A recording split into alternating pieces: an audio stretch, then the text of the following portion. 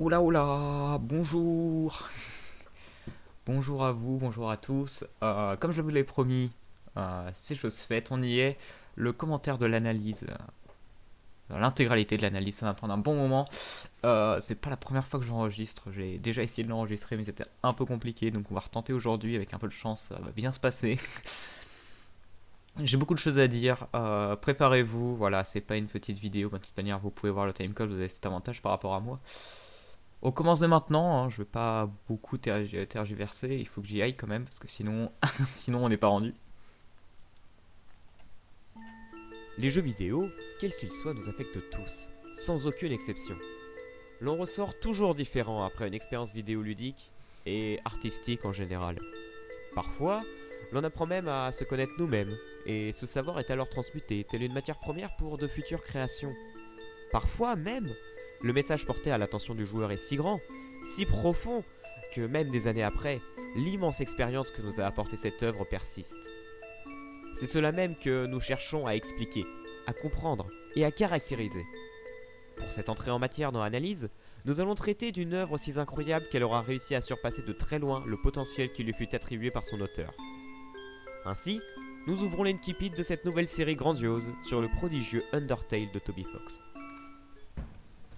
Alors, petite pause vis-à-vis de ce que je viens de dire. Alors bien sûr, bon, en grande partie c'est introduction de l'analyse, donc bon, il n'y a pas grand-chose à dire, j'ai pas vraiment besoin de revenir dessus. Juste, il y a le passage où je parle du fait que Undertale a surpassé le potentiel que Toby Fox lui a attribué. Alors c'est un fait, hein, c'est avéré. Voilà, à prendre des pincettes, je vais essayer de bien expliquer pourquoi je dis ça. C'est Toby Fox ne s'attendait pas à ce que Undertale devienne un si gros phénomène. Il s'attendait quand même un minimum à ce que ça marche. Le Quickstarter a été une réussite. À partir de là, tu t'attends forcément à un certain succès malgré tout. Mais il ne s'attendait pas à ce que ça ait une si grande influence au-delà du simple fait que ce soit populaire. Ce qui est assez impressionnant en fait, c'est vraiment le fait que ça ait pris une ampleur inimaginable. Aujourd'hui, le nombre de projets de fans et d'artwork, de tout ce qui a été fait par les fans est absolument démentiel. C'est d'ailleurs ce que je disais dans mon teaser, même si j'ai pas parlé, mais enfin, bref, c'était ce que je sous-entendais dans mon teaser. Donc voilà, on est vraiment sur quelque chose d'absolument impressionnant en fait. Et quoi qu'il arrive, oui, Toby Fox il pouvait pas s'attendre à ça, et lui-même le dit en fait, il pouvait pas s'attendre à ça, il trouve ça incroyable, il est très heureux que ce soit arrivé, et il ne s'y attendait pas. Donc c'est pour ça que je dis ça en fait.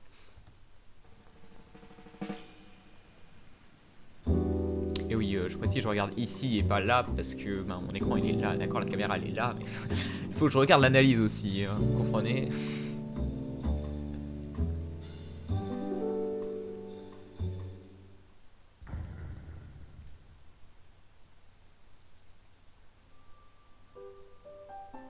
Undertale est un extrêmement bon représentant de la scène indépendante du jeu vidéo. Un projet amateur, infusé de la plus pure des âmes, celle d'un passionné qui n'a toujours souhaité qu'à partager au monde entier ses idées si chères à ses yeux. Hélas, nous le savons, ce milieu n'est pas tout rose et il n'y a pas besoin de plus que de citer le désormais si culte Indie Games The Movie pour rendre compte de l'atrocité de la situation. Beaucoup essayent, mais peu réussissent à se démarquer. Alors je vais vite faire une petite pause pour ceux peut-être qui ne connaissent pas Indie Games The Movie. Alors moi, bon, je suis un très grand fan de Indie Games The Movie. Enfin, disons, du travail qu'il y a eu derrière. Je dirais pas forcément. Il y a des avantages, comme tout, il y a des avantages et des inconvénients. Et oui, Indie Games The Movie profite un peu de la popularité des jeux indépendants pour. Mais bref, c'est pas le sujet, on va commencer à parler de ça. Mais pour ceux qui ne connaissent pas Indie Games The Movie, c'est un excellent reportage sur la vie de trois développeurs indépendants, trois si je dis pas de bêtises. Donc le développeur indépendant de Bread, de Fez et de Super Meat Boy. Bon, le plus connu évidemment étant du coup Edmund Macmillan qui a fait Super Meat Boy, Binding of Isaac, etc. Mais c'est super intéressant parce que ça se passe en plein milieu d'une période de leur vie qui est assez difficile, étant donné qu'ils approchent de la fin de leur développement, mais qu'ils ne sont pas sûrs que ça va marcher. Et ça met vraiment un coup de projecteur. Alors aujourd'hui, un peu vieillot, on va pas se mentir. Aujourd'hui, on est au courant, tout le monde est au courant d'à quel point c'est difficile de réussir dans le jeu indépendant. Voilà, mais à l'époque, c'était vraiment nouveau, c'était du neuf, et c'était un gros coup de projecteur vis-à-vis de cette scène de cette scène du jeu vidéo qui est très sombre et qui est beaucoup moins joyeuse qu'il n'y paraît. Voilà, c'est pas parce que t'es passionné que tu vas y arriver, et c'était vraiment ça qu'il y avait derrière. Bon, bien sûr, aujourd'hui ça a changé, mais ça reste une très bonne chose à regarder, et ne serait-ce que rétrospectivement par rapport à ces jeux-là. Et par rapport au fait, que à l'époque où Undertale est sorti, ouais, je parle beaucoup, va falloir s'y habituer. Par rapport à l'époque où Undertale est sorti, en fait, le jeu indépendant n'avait pas encore explosé. D'accord, il y avait Minecraft, mais Minecraft est très vite devenu un jeu d'entreprise. Aujourd'hui, ça appartient à Microsoft, je pense que vous êtes tous au courant. mais, mais en dehors de ça, oui, c'est un jeu qui s'est très vite professionnalisé. Minecraft, qui maintenant appartient quand même à Microsoft, donc c'est une bonne grosse entreprise, hein. Je rappelle un GAFAM, quoi. Donc voilà, grande différence en fait. Et aujourd'hui, vraiment, d'accord, le jeu indépendant a réussi à se lancer, mais franchement, à l'époque d'Undertale, euh, c'était compliqué de trouver des jeux indépendants qui marchaient en fait. Undertale a vraiment rajouté. Enfin, en fait, ça a créé une espèce de flamme vis-à-vis des gens en se disant mon dieu, les jeux indépendants c'est ultra passionnant parce que les gens ils peuvent dire des choses que c'est pas possible de faire dans un triple A. Et oui, en effet, c'est ce qu'on ressort dans le jeu indépendant, et c'est pour ça qu'aujourd'hui ça marche bien, c'est que les jeux indépendants ils peuvent parler sans avoir besoin de. Enfin, ils peuvent s'exprimer librement en fait. Ils n'ont pas à satisfaire des gens. Et ça, c'est la différence. Après, je pense que vous connaissez le principe. Mais voilà, c'était pour revenir là-dessus, et c'est pour ça que je fais vite fait un petit parallèle avec Indie Games The Movie, aussi pour pouvoir le caser, on va pas se mentir, parce que j'aime beaucoup ce documentaire. Mais dans une optique assez optimiste, nous allons nous intéresser aujourd'hui en effet à un de ses rares succès. Quand j'ai découvert Undertale, je ressentis certaines sensations que je ne ressentais avec aucun autre jeu. J'étais incapable de mettre des mots à ces sensations, et il y a quelques temps, j'ai été surpris de découvrir qu'un youtubeur américain, Marco Meatball, se retrouvait dans la même situation. C'est de là que m'est émergé style. Petit parallèle aussi avec Marco Meatball. Marco Meatball, oui, évidemment, c'est lui qui m'a donné envie de faire l'analyse, parce que j'ai redécouvert, entre guillemets, Undertale avec son let's play, c'est-à-dire que Undertale, malgré tout, même si c'est un jeu qui a toujours eu une place assez grande dans mon cœur, c'est un jeu quand même, voilà, ça date de 2015, j'y ai joué en 2016, je suis passé à autre chose, hein. Depuis, voilà, Undertale c'est pas mon jeu préféré, j'ai beaucoup de jeux que j'affectionne énormément.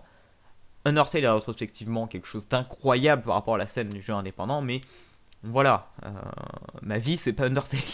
Et donc voilà, j'étais un peu passé à autre chose. Et c'est vrai qu'en regardant le let's play de Marco Meatball, je me suis beaucoup remis en question par rapport à certains feelings que j'ai pu avoir vis-à-vis du jeu, comme je disais auparavant. Et ça m'a vraiment beaucoup donné envie en fait de me lancer et de parler en fait de Undertale et de faire une bonne analyse dessus, de dire vraiment les choses. Aussi parce que l'analyse c'était un sujet que j'avais envie de lancer, c'était un truc qui me plaisait bien. Mais Marco Meatball, oui, a beaucoup influencé mon analyse. Surtout du côté, alors c'est plus vers la fin de la vidéo, mais à un moment je parle de la théorie musicale, de tout ça. Oui, je regarde ici de temps en temps parce que j'ai mon retour en fait, voilà, c'est pour ça. Mais oui, je parle beaucoup à un moment de la théorie musicale. C'est voilà, moi je m'y connais pas en musique en fait, c'est quelque chose de ouais, c'est complètement inconnu pour moi. Donc évidemment, je m'inspire beaucoup du travail de Marco Meatball, qui lui est ancien chanteur d'opéra. Je crois, je crois que j'ai pas de bêtises, hein, je me trompe peut-être. En tout cas, ancien chanteur, ça c'est sûr. Et donc voilà. Donc évidemment, je m'en suis servi pour tout le côté musical. Mais sinon, oui aussi, ouais, je reviens sur beaucoup de choses. Je parle. Hein. C'est vraiment, soyez motivés. Mais aussi, oui, non, mon analyse a été le moins possible documentée pour des raisons qui me paraissent logiques. En fait, à moi, c'est. Alors, je dis pas que ce sera le cas pour toutes les analyses, mais pour celle-là, ça me paraissait essentiel. Undertale, c'est un jeu qui a été suranalysé dans tous les sens. Vous pouvez trouver n'importe quoi avec 2 recherches sur internet, il y a 50 vidéos dessus. Donc pour moi, ça n'avait aucun intérêt de refaire ça. Mon but, c'était pas de faire une synthèse de synthèses qui ont déjà été synthétisées des milliards de fois. Bon, je pense que vous voyez où je veux en venir, c'est-à-dire je voulais quelque chose de neuf. Je voulais donner un ressenti qui n'existait pas encore. Probablement, bien sûr, que beaucoup de gens ont déjà dit ce que j'ai dit, mais il est neuf. Il est complètement dénué, en grande partie en tout cas, de n'importe quel travail fait par des fans. J'essaye de créer quelque chose de neuf, de créer quelque chose de nouveau, qui vont pouvoir après être exploités, bien sûr. Peut-être que les gens vont utiliser mon analyse et faire des synthèses, faire des critiques, dire ah là là, c'est nul à chier, c'est possible. Mais je voulais vraiment créer quelque chose de neuf, quitte à me prendre la foudre des fans, hein, mais que ce soit utile. C'est tout en fait. Moi, je voulais que mon travail soit utile et que ce soit pas un travail pour faire un travail en fait. Je voulais quelque chose de neuf. Ah, j'insiste beaucoup dessus, mais voilà. idée de vidéo. Je vais analyser le jeu, dans la plupart de ses aspects, en passant parfois dans la théorie, le tout pour enfin apporter une explication à ce ressenti si précieux à mes yeux.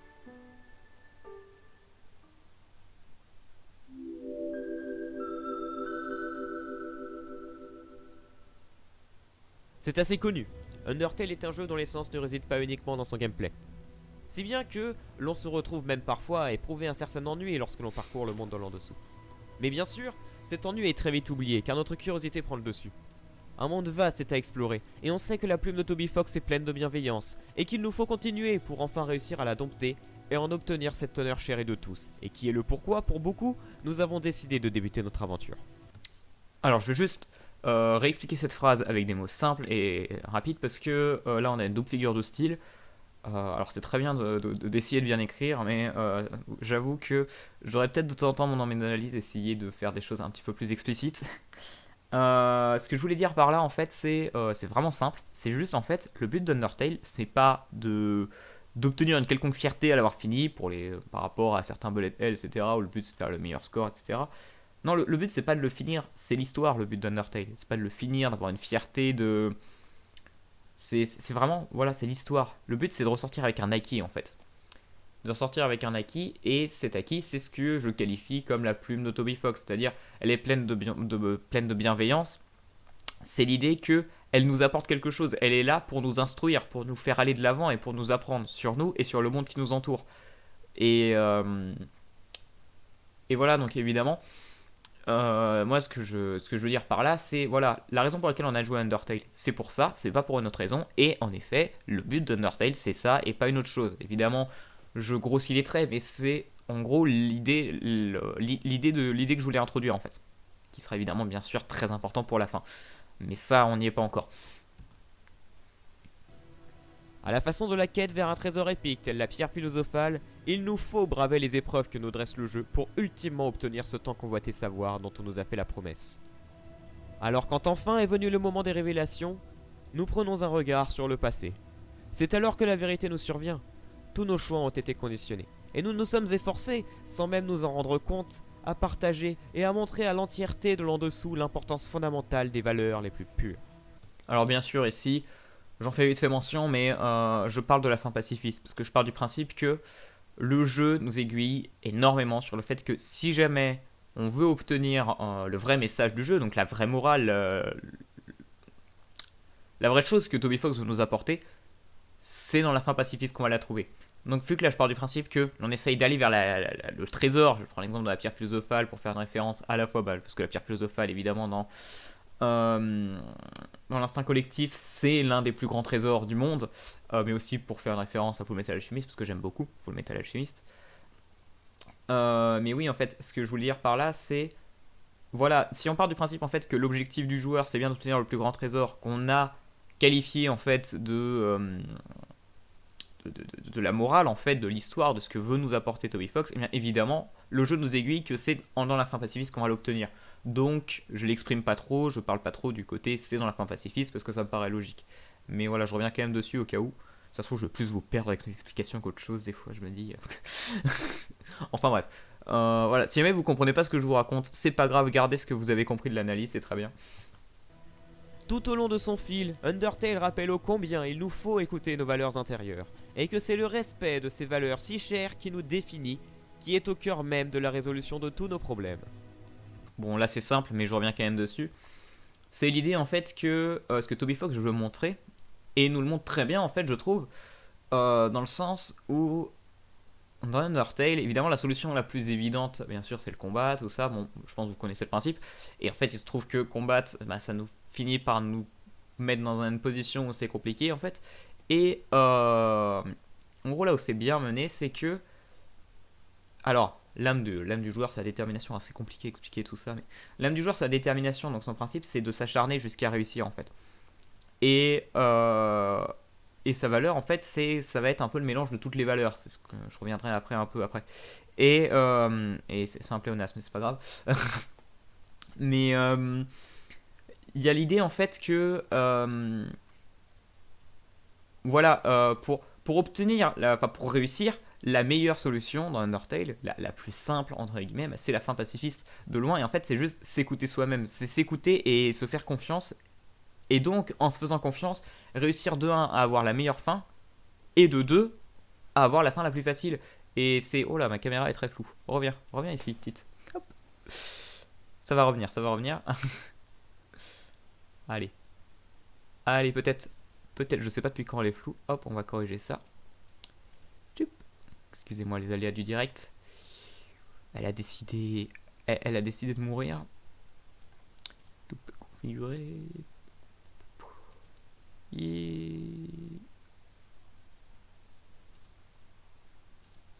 Voilà, parfait. On me revoit. Idéal. Voilà, je sais pas depuis quand je suis flou, mais c'est pas grave. Bon, la caméra de toute manière n'est pas très importante. Je corrigeais ça juste au cas où. Oui, mais ce que je disais, c'est... Voilà, en fait, la morale que veut apporter Toby Fox, en fait, c'est...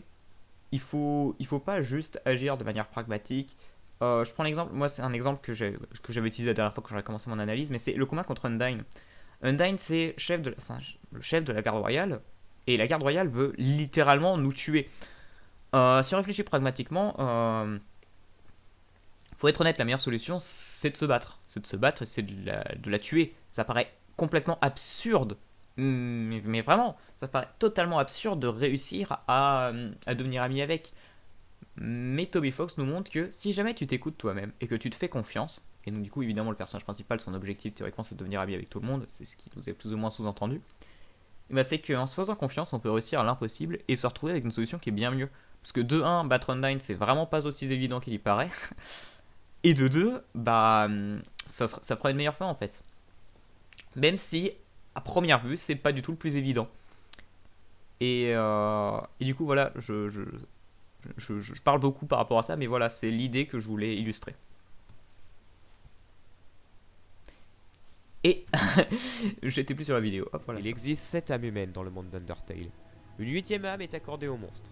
Une âme blanche, dénuée de toute valeur colorimétrique. Et c'est en cela que l'on reconnaît un monstre. Il est dénué de valeur. Et c'est leur plus grand fardeau. Enfin du moins, c'est ce qui paraît le plus probable au premier abord. Mais nous y reviendrons.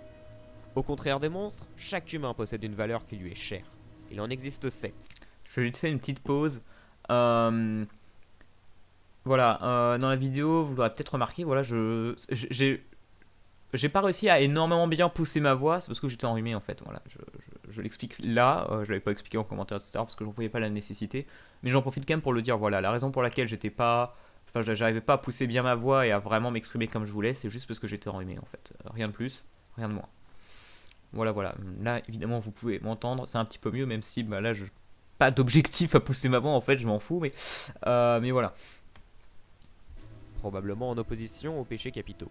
Hop, pareil, l'opposition aux péchés capitaux. Bon, je pense pas que c'est nécessaire de revenir dessus, mais quand même, voilà, c'est intéressant à noter. En fait, j'ai fait mes recherches après à côté parce que j'ai dit ça, hein, pareil, c'est de l'analyse pure et simple. Hein, ça vient de moi. Je sais pas si c'est vrai, c'est pour ça que j'ai dit probablement. Mais après avoir fait quelques recherches, c'est d'autant plus probable que. Alors c'est un peu perdu apparemment, je m'y connais vraiment pas en religion, je vais pas vous mentir. Mais il existe, voilà, en effet, en opposition aux péchés capitaux, pour certains, les 7 vertus. Et dans les 7 vertus, en fait, il y en a quelques-unes qui sont littéralement les mêmes que dans Undertale. Donc, ça rajoute encore plus de crédit, entre guillemets, à ma théorie sur les péchés capitaux. Moi, je pense sincèrement que oui, c'était prévu. Je pense que le nombre 7 n'est pas là par hasard. Et surtout, vu ce que veut nous montrer le jeu, c'est-à-dire nous montrer qu'il faut respecter ses valeurs, ça me paraît pas idiot le côté que c'est pour s'opposer aux péchés capitaux. Là, justement, il ne faut pas les respecter. Enfin, pas les suivre. La justice. Première partie. Une âme à la couleur jaune, symbole de la lumière. Et on met déjà en pause. Alors, ça pareil, j'aurais peut-être dû dire semblant, probablement symbole de la lumière, parce que c'est jamais dit explicitement, ça vient de moi. Évidemment, le jaune, ça fait probablement référence à la lumière, parce que bon, très régulièrement, on représente la lumière en jaune ou en blanc, mais surtout en jaune en fait, parce que blanc c'est plus symbole de pureté, etc. Et l'idée, bien sûr, et c'est ce que je dis juste après, mais je mets en pause, hein. Heureusement que je connais mon analyse, quoi. Mais en fait, c'est l'idée d'un jaune lumière. Et lumière, qu'est-ce que ça fait la lumière? Bah, ça supprime l'ombre. Et c'était l'idée, en fait, que du coup, en supprimant l'ombre, on fait apparaître la vérité. Ce qui va bien avec l'idée de justice, en fait. C'est-à-dire, la justice, elle est jaune, elle éclaire les points d'ombre pour montrer quelle est la vraie vérité, en fait. Voilà. Elle exprime le désir profond de toujours se remettre à la vérité. En combat, l'âme du joueur peut prendre la forme de l'âme de la justice. Elle se voit alors augmentée, obtenant désormais le pouvoir de détruire les obstacles et non seulement de les esquiver. Toutefois, cette transformation n'est guère sans défaut, et en prenant en compte les combats lors desquels elle survient, il semblerait qu'elle invalide l'un des effets primaires de la détermination, la possibilité constante de toujours esquiver le danger. Ici, la justice doit s'opposer au danger pour rester indemne. Le lien avec la justice pénale n'est alors... Pareil, autre petite parenthèse là-dessus. Oui, ce que je voulais dire, en fait, c'est...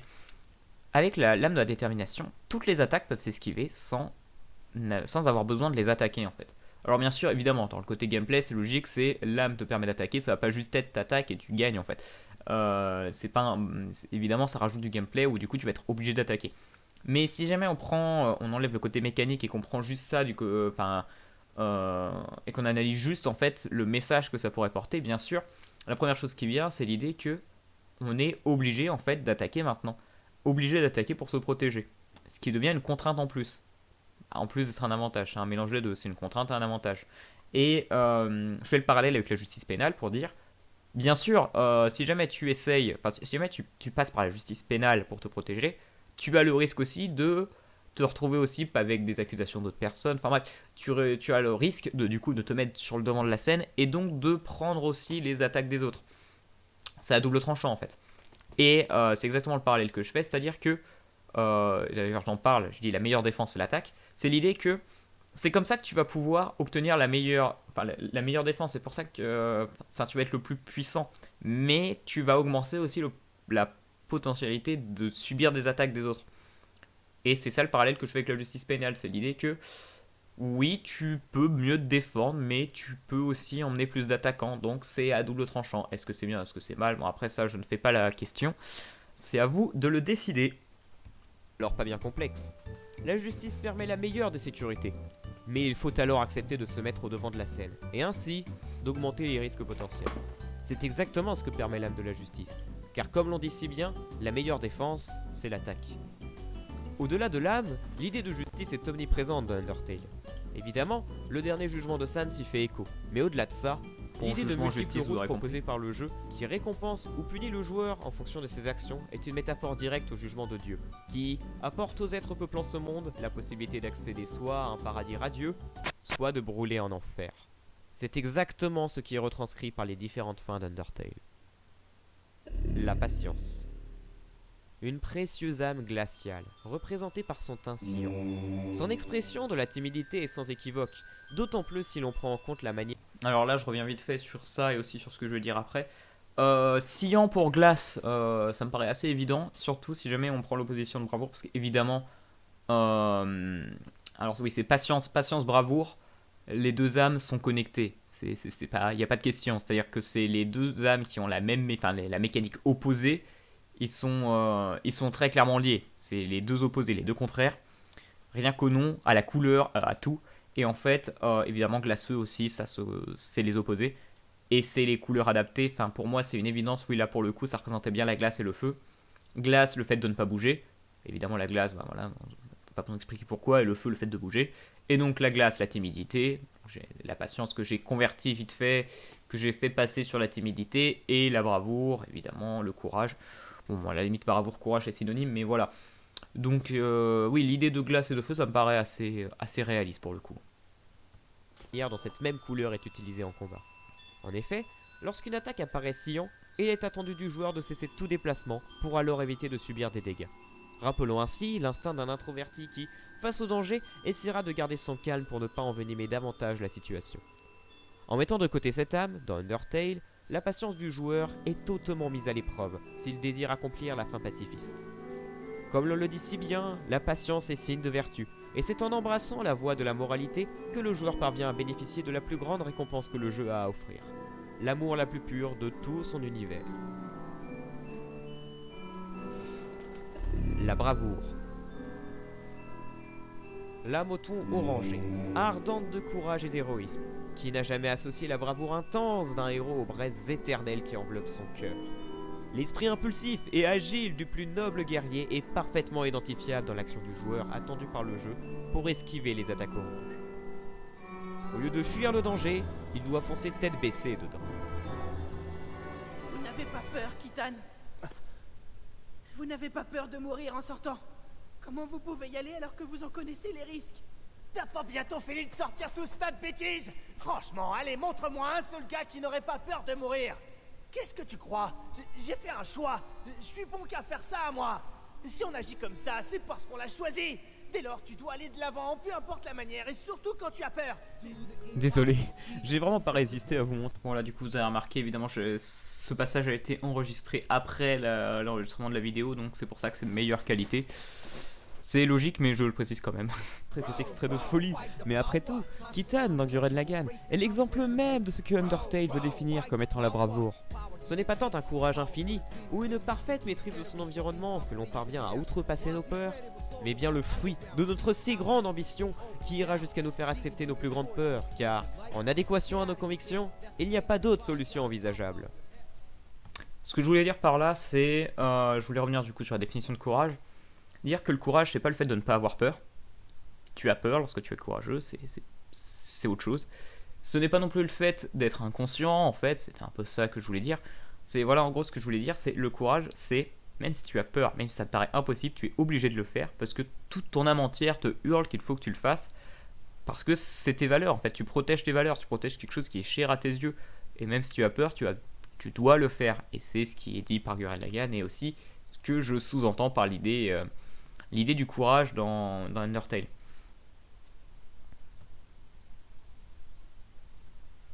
La gentillesse. Bon alors bien sûr aussi je fais, alors en plus la gentillesse je crois que j'ai pas beaucoup de choses à dire dessus, mais oui je fais aussi, je reviens là-dessus. Évidemment les âmes j'ai pas grand chose à dire dessus, donc il y a beaucoup d'interprétations, parce que enfin oui il faut pas oublier que c'est juste des mécaniques, et se baser juste sur des mécaniques c'est difficile. Alors j'aurais complètement pu utiliser les équipements utilisés par les anciens humains qui sont tombés, où on sait à quelles âmes ils appartiennent. Mais j'en ai pas vraiment vu en fait, enfin quelle analyse pouvait en faire parce que bah les vêtements en fait ça, à part le fait que oui bah d'accord ce vêtement va bien avec la patience, mais j'ai pas grand chose d'autre à dire en fait, donc c'est pour ça que j'ai pas utilisé les vêtements dans mon analyse parce que enfin les vêtements, équipements, etc. Mais parce que j'en voyais pas l'intérêt en fait, je ne voyais pas trop qu'est-ce que je pouvais en dire à part dire bon moi voilà ça s'accorde bien, mais on le sait déjà. Voilà, c'était pas forcément nécessaire. Un Verlim étincelant. Cette âme incarne à elle seule Et la oui, plus grande Verlim bonté ça qui existe, puisse ce n'est exister. pas qu'en anglais. Préférant éviter tout conflit et fidèle à ses idéaux, l'âme de la gentillesse que le joueur parvient à explorer par la transformation de son âme comme telle en combat, use exclusivement de la défense, invoquant un bouclier magique qu'elle dresse face au danger pour ainsi le repousser, évitant tout conflit direct. Au centre même du message primaire du jeu, cette valeur est montrée comme l'une des plus importantes et s'avère nécessaire pour parvenir à se hisser jusqu'à la bonne fin de votre aventure. La persévérance. À demi-pas entre la détermination et l'intégrité, sa couleur est l'harmonie même du rouge qui arpente la première avec le bleu de la seconde, soit le magenta, symbole autant d'amour que de tristesse, globalement du sentimentalisme. Alors là c'est très compliqué cette histoire, là c'est vraiment de l'interprétation. Beaucoup d'interprétations parce que on n'en sait rien de la magenta en soi, mais je suis parti du principe ne trouvant rien en fait, c'est vraiment ça, ne trouvant rien, genre tout ce que j'avais c'était le nom et la couleur. Je me suis dit voilà, le magenta c'est mélange de bleu et de rouge, enfin, magenta ou violet, voilà le mélange des deux. Mais voilà, c'est le mélange du rouge et du bleu. Et donc je me suis dit, ok, je peux peut-être faire le rapprochement avec l'âme de l'intégrité et l'âme de la détermination, trouver un entre-deux, quelque chose qui passerait à peu près. Et j'en ai trouvé du coup le sentimentalisme, c'est-à-dire en fait, contrairement à la détermination, voilà j'explique un peu parce que c'est compliqué, la détermination c'est être poussé par... en fait c'est ne jamais abandonner, c'est juste, on n'abandonne jamais, quoi qu'il arrive. Et c'est pas lié à quelque chose, c'est quelque chose qui intègre à nous, c'est-à-dire on n'abandonne pas. Et l'intégrité, c'est le fait d'agir intégralement par rapport à nos émotions, par impulsion en fait. Même si j'ai pas forcément ce que j'avais dit sur l'intégrité, parce que voilà, mais, mais en gros c'est ça. Et du coup l'idée c'est un peu un mélange des deux, c'est-à-dire que l'on persévère, évidemment ça va avec persévérance, c'est pour ça que ça passait bien mon idée, on persévère en fonction de nos émotions, c'est-à-dire que si on ressent des émotions fortes, on va aller de l'avant. Voilà, c'est la différence, mais du coup c'est énormément d'interprétation, parce que là j'interprète avec des couleurs, ça devient vraiment compliqué là. Mais quand même, vu que le magenta, en plus, la symbolique de la couleur magenta ressemble aussi un peu à ça, ça passe plutôt bien. Mais voilà, à prendre avec des pincettes, ce passage-là. Son pouvoir est de loin le plus étrange qui existe. Elle tisse 3 fils sur lesquels elle peut se mouvoir. Ses déplacements sont alors limités, mais elle se retrouve bien plus rapide que les autres âmes par sa faculté à passer d'une corde à une autre. Cette capacité qui semble en premier lieu agir comme une contrainte, se révèle finalement être sa plus grande force. Plutôt que de se mouvoir partout dans l'environnement, l'âme ne se déplace que dans certaines zones, limitant ainsi son libre arbitre, lui rendant l'esquive plus aisée, car en limitant les possibilités, trouver le bon chemin devient plus aisé. Ainsi, la persévérance est la capacité à se laisser guider par ses sentiments pour réussir à trouver la meilleure voie. L'intégrité. Attention, on va parler de psychologie. Il va falloir bien s'accrocher. Et du coup, je vais bien vous expliquer. En elle scintille le cœur de l'océan. Si profond, si obscur et pourtant si vaste et omniprésent. Alors là, rien que là, évidemment, c'est une métaphore. L'océan, bien sûr, c'est une métaphore pour représenter la pression, en fait, tout simplement. Océan, pression, ça va extrêmement bien ensemble. Et en plus, le bleu, tout ça. La tristesse aussi. Donc, l'océan, pour moi, c'est une excellente métaphore parce que ça représente le tout, le complet. C'est pour ça que j'ai pris la métaphore de l'océan. L'âme de l'intégrité, à la couleur bleue et lacrymale. Lacrymale pour l'arme, voilà. La tristesse, toujours. Est symbole de la tristesse et de l'éveil de ce qui réside au plus profond de notre esprit. L'âme évoque directement l'importance d'accepter son moi. Et ainsi... Alors, je reviens vite fait dessus, du coup, pour ceux qui ne savent pas, le moi. Alors déjà, évidemment, ça c'est un fait. Alors peut-être que je me trompe, mais je me suis beaucoup renseigné quand même avant d'écrire mon texte. Le moi est invariable, c'est-à-dire que peu importe la personne à qui on parle, si jamais je dis par exemple son moi ou ton moi ou votre moi, c'est toujours le moi en fait, parce que c'est un nom propre qui est invariable et qui est moi quoi qu'il arrive, c'est compliqué. Mais et en fait, ça se réfère alors, si jamais je peux faire en termes simples, ça se réfère à l'ego, voilà. Ma caméra est en train de reflouter, mais c'est pas grave. Donc voilà, en termes simples, ça se réfère à l'ego. Ensuite, pour pousser un peu plus le concept, c'est l'idée en fait de ce que nous sommes vraiment en fait. C'est un peu compliqué à expliquer, je vais pas vous mentir. Je suis pas assez doué pour pouvoir vous expliquer comme ça une définition parfaite du moi. Mais voilà, en fait, c'est ce qui... C'est tout ce qui concerne en fait son soi, mais vraiment... Enfin, son soi du coup, sans moi, mais c'est compliqué. En gros, c'est tout ce qui est relatif à ce qu'on est vraiment, au-delà de ce qu'on laisse présager, et même au-delà en fait des fois de ce qu'on pense. En gros, c'est vraiment c'est la psyché. Pour ceux qui ont peut-être, voilà, c'est la psyché. C'est très compliqué à expliquer, mais voilà. De se détacher de toutes sortes de mensonges et d'illusions pour ne laisser paraître que ce que nous sommes vraiment. Il apparaît que l'intégrité est aussi la forme d'âme la plus faible parmi les âmes humaines. Pour faire simple d'ailleurs, tout simplement en fait, c'est le moi, faut le voir un peu comme l'âme, simplement. C'est si l'âme existe, le moi serait l'âme en fait. Tout simplement. Ça rend le truc beaucoup plus simple à comprendre, voilà. Constant entrain de la pression qui vient inlassablement emporter l'âme en profondeur l'empêche d'atteindre les environs les plus hauts, et ainsi lui bloque l'accès à la lumière. Le parallèle avec l'intégrité... Alors bien sûr, bon là sur le passage de la pression évidemment, j'explique, la pression l'empêche d'atteindre les environs les plus hauts, donc l'empêche d'atteindre la lumière, et en fait c'est l'idée, la pression l'empêche de réaliser ses objectifs.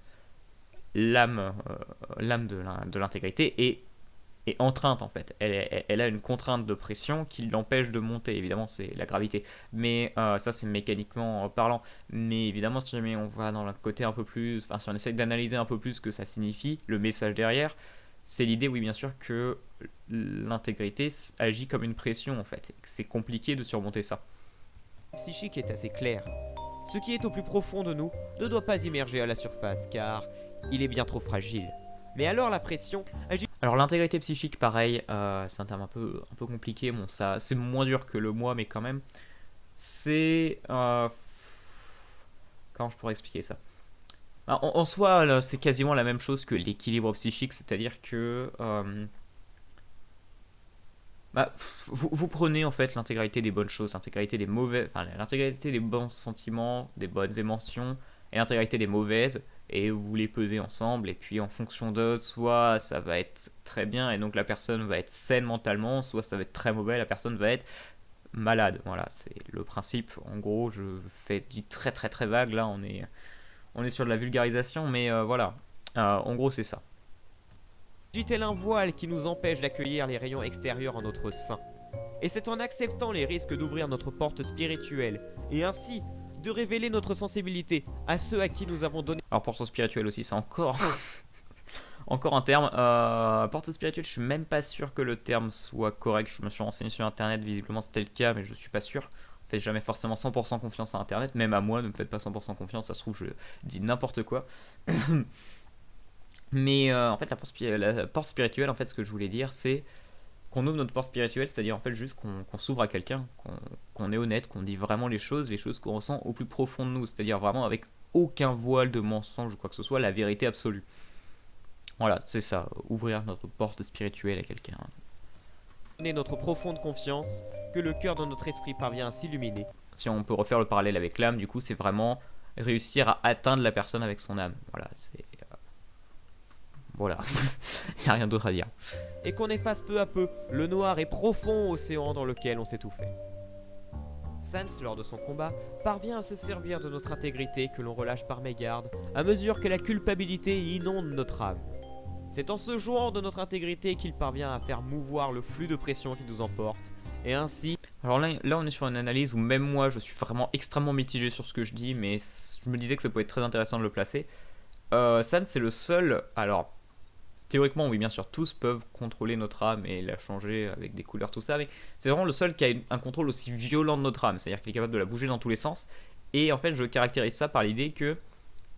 voilà, dans la fin génocide, malgré tout, on a toujours un énorme seuil de culpabilité. On a atteint le stade irréversible. En fait, on va continuer à tuer tout le monde malgré tout. Mais la culpabilité est toujours là. La culpabilité est présente, on la ressent. Et Sans réussit en fait à s'en jouer. La preuve en fait qu'on peut utiliser, c'est le fait que Sans nous propose de l'épargner. Et c'est canonique. Enfin, c'est théoriquement canon. Que lorsqu'on l'épargne, c'est canon en fait. C'est qu'on a toujours une part de culpabilité. L'idée peut-être qu'on pourrait arrêter. Voilà. Et ça, du coup, c'est la preuve que déjà de 1, même si le fait qu'il contrôle l'âme, c'est peut-être pas le fait qu'il se joue de notre culpabilité, le coup d'essayer de nous épargner, c'est que voilà, il essaye de jouer du si peu de culpabilité qui nous reste en fait. Et voilà, donc c'est ce que je veux expliquer par le fait qu'il peut déplacer notre âme. C'est qu'il se joue de ça. A changé la gravité. Il use de cette faiblesse pour manipuler notre âme et ainsi remporter le combat. La détermination. Elle est l'âme la plus puissante et celle qui réside dans notre personnage. De nature rouge, tel un cœur plein d'amour, elle possède l'aptitude de se métamorphoser en n'importe quelle autre âme. En combat, elle offre aux joueurs une liberté de mouvement sans égale, ce qui en fait l'âme la plus facile à contrôler puisqu'elle n'a aucune contrainte. Il s'agit donc aisément de l'âme ultime de Undertale, et ainsi de la valeur la plus puissante. Toutefois, son réel pouvoir n'est révélé qu'à la toute fin du jeu. Elle peut se focaliser et éviter sa propre destruction, la rendant invulnérable. Pour qu'une telle chose advienne, il est nécessaire que la détermination de l'humain soit mise à une telle épreuve, et que son amour, ses rêves et ses espoirs soient si profonds que son désir de succès lui permette de vaincre la mort, même si tout semble perdu.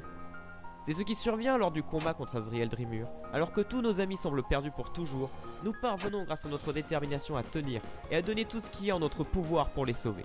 La détermination permet d'accomplir l'irréalisable, allant jusqu'à tromper même la mort s'il le faut pour atteindre sa fin. Il semblerait aussi qu'un profond amour et un désir immense de protéger son entourage permettent de réveiller le potentiel infini de la détermination. C'est ce qui arrive lors de la route génocide quand Undyne parvient à tromper la mort elle aussi grâce à ses déterminations. Bien qu'il ne soit pas dit clairement comment Undyne a réussi à acquérir de la détermination alors que les monstres ne sont pas censés en avoir. Pour les intéressés, il existe plusieurs théories à ce sujet. Je vous en mets une en fiche. Un autre pouvoir... Voilà, petite blague. Bon, là, j'avais rien à dire, en soi, c'était assez explicite. Mais voilà, petite blague. Donc, j'ai mis en ligne, bien sûr, le My Blowing Theory de Captain Hype. Alors, bon, vu que je sais que ceux qui ont vu ma vidéo étaient forcément des assez gros fans d'Undertale, je pense que vous savez forcément que Captain Hype avait décidé de faire son grand retour exactement le même jour que moi. Voilà, bon, c'est un hasard total, c'était pas du tout prévu. Je m'en suis rendu compte en fait le moment où j'ai sorti ma vidéo, je me suis rendu compte, sinon j'aurais peut-être sorti plus tôt. Vous voyez, j'aurais peut-être sorti vendredi finalement, parce que en soi ma vidéo était déjà sur YouTube, rien m'empêchait de la sortir plus tôt. Mais bon, c'est pas grave, tant pis, à la limite c'est drôle. Donc oui, voilà, c'est en effet, donc c'est une erreur, hein, c'était pas prévu, j'ai pas essayé de me jouer, enfin d'essayer d'amasser du succès ou je ne sais quoi, non, c'est un hasard total de toute manière, j'étais pas gagnant à faire ça, hein, soyez bien, voilà, qu'on soit bien d'accord par rapport à ça, je n'avais rien à y gagner à faire ça, vraiment, c'était complètement contre-productif si jamais j'avais voulu le faire. Donc voilà, en fait c'est juste un hasard, mais c'est très très drôle. Et du coup je l'ai regardé en fait son analyse, enfin c'est son Mind Blowing Theory, parce que du coup c'était pas une analyse mais un Mind Blowing Theory. Et il était très très bien, et voilà, j'ai adoré, voilà, 2h30, je dirais même plus que très bien, il était excellent en fait. Et vraiment je vous le conseille, franchement, foncez si vous l'avez pas vu, il est génial. Bon, faut s'accrocher, et c'est sur Deltarune, voilà, je précise. Mais il vaut le coup, franchement, très bien écrit. Bref. C'est peut-être pas le sujet, mais voilà, je voulais revenir dessus parce que j'ai trouvé cette coïncidence très drôle. Le pouvoir de la détermination semble être de donner la vie à toute chose, même à des vaisseaux vides. C'est ce qui est arrivé à Flowey, et c'est la raison pour laquelle elle ne peut éprouver d'empathie. Je dis vaisseau vide, c'est une référence directement à Deltarune. Parce que voilà, en fait, Toby Fox, c'est le seul moment où il nomme des personnages qui n'ont pas d'âme, et il les nomme comme étant des vaisseaux vides. Alors, vaisseau vide, évidemment, c'est la trad que je fais en français. Voilà, ou réceptacle vide comme vous voulez en fait, un petit vaisselle quoi. Et du coup bah évidemment vu que c'est le terme qu'il utilise, bah du coup je l'ai réutilisé comme ça, c'est beaucoup plus clair. Et j'utilise le terme de vaisseau vide et pas de réceptacle vide parce que vaisseau me paraît plus approprié, contrairement à ce que je pensais à l'époque. Et ma caméra redevient floue, un jour elle arrêtera de devenir floue, vous inquiétez pas. Non, ça doit être parce que je suis trop loin de ma caméra et du coup elle floute tout seul, mais c'est pas grave, elle va revenir. Mais oui, en fait, j'utilise aussi le terme de vaisseau vide parce que sur la traduction française d'Hollow Knight, il y a aussi les vaisseaux vides et donc, enfin, les anti-vaisselles, et donc du coup, il le renomme bien vaisseau vide. Donc, je me suis dit que c'était une bonne traduction. Voilà. Voilà, c'est pour ça, vaisseau vide. Pour les êtres vivants, elle n'a aucune valeur, aucune morale, puisqu'elle n'a pas d'âme, ou du moins, juste des souvenirs liés à l'âme. L'empathie. Alors pourtant que je parlais de cette âme porteuse de valeur, voilà que j'en introduis une 8e. Et pourtant, ce n'est pas comme si je ne l'avais pas déjà insinué. L'âme de monstre n'est pas aussi vide qu'elle n'y paraît. En effet, au premier abord, elle semble dénuée de valeur. Mais nous venons à l'instant de clarifier qu'un être sans valeur est un être dénué d'âme. Alors l'âme des monstres possède une valeur. Et je dirais même que je peux vous affirmer, bien que ce ne soit jamais dit explicitement par le jeu, qu'il s'agit de l'empathie. C'est complètement l'interprétation, voilà. Non mais je précise au cas où, franchement, il n'y a pas de source. C'est moi qui l'ai inventé. Donc si jamais vous retrouvez ça nulle part ailleurs, c'est fort probablement parce que ça vient de moi et parce que j'ai très mal analysé, c'est possible. Hein, mais voilà, après réflexion, je me suis dit que c'était le plus cohérent. Voilà. Donc je l'ai appelé l'âme de l'empathie en expliquant tout un truc dessus. Mais voilà, c'est de l'interprétation. Ce n'est jamais dit explicitement dans le jeu. Certes, le blanc est symbole de vide et d'absence, mais c'est justement dans l'idée d'une absorbance sans égale. Le pouvoir de l'âme de l'empathie réside dans sa faculté à comprendre les autres âmes. Elles ont une sensibilité qui dénote des autres. En effet... Alors je sais pas si j'en ai fait mention dans mon analyse, mais j'avais quand même des arguments. Pourquoi? Quand même, notamment tu as le passage au début du jeu où Flowey te tire dessus en disant « ce sont des pétales d'amitié ». Alors... Bien sûr, évidemment c'est pour qu'on se fasse avoir et qu'on fonce en plein dedans. Mais peut-être qu'on peut se dire qu'il y avait une fine part de réalité et que donc en effet le blanc est bien couleur d'amitié. Ce qui me permettait d'encore incrémenter un peu ma théorie. Mais vu qu'en plus j'ai dit empathie, à la base je voulais dire que c'était l'âme de l'amitié, mais je me suis rendu compte qu'avec la couleur ça passait pas. Donc j'ai cherché un terrain qui passait mieux. Je me suis dit que l'empathie en plus c'était beaucoup plus cohérent parce que ça allait mieux avec l'idée des autres valeurs que amitié qui n'a pas de rapport avec la détermination, tout ça. Donc d'où l'empathie en fait. Mais oui, en effet, il y avait cette idée avec Flowey que voilà, il y a les pétales d'amitié, donc qui symbolisent encore plus l'empathie. Elles parviennent difficilement à faire abstraction de leurs émotions. C'est pourquoi, en tant que joueur, notre plaisir à découvrir chacun des monstres peuplant l'en dessous est si intense. Leur pureté et leur façon de nous apprécier en mettant de côté leur passif est quelque chose d'absolument extraordinaire, que l'on est loin de retrouver chez la majorité des êtres humains. Et c'est en ça que réside la force de l'empathie. C'est aussi cette capacité à se faire aimer des autres, parce que nous aimons nous-mêmes ceux qui nous entourent. Mais nous le savons, vous et moi, c'est hélas aussi leur plus grand vice.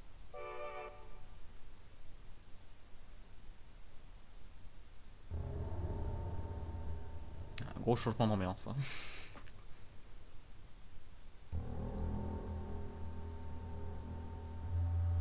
Le monde de l'en dessous. Il nous est présenté comme un endroit superbe où il fait bon vivre. Les monstres semblent tous heureux, tout semble si beau. Mais au fond de nous, nous ne pouvons pas faire abstraction de cette étrange sensation. Comme si tout était faux.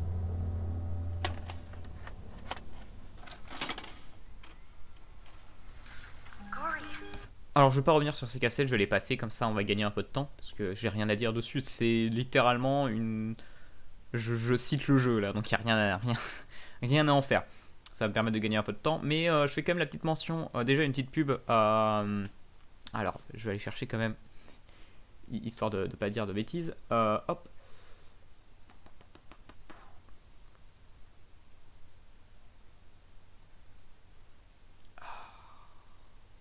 Peut-être un peu trop de chaînes pour m'en rappeler.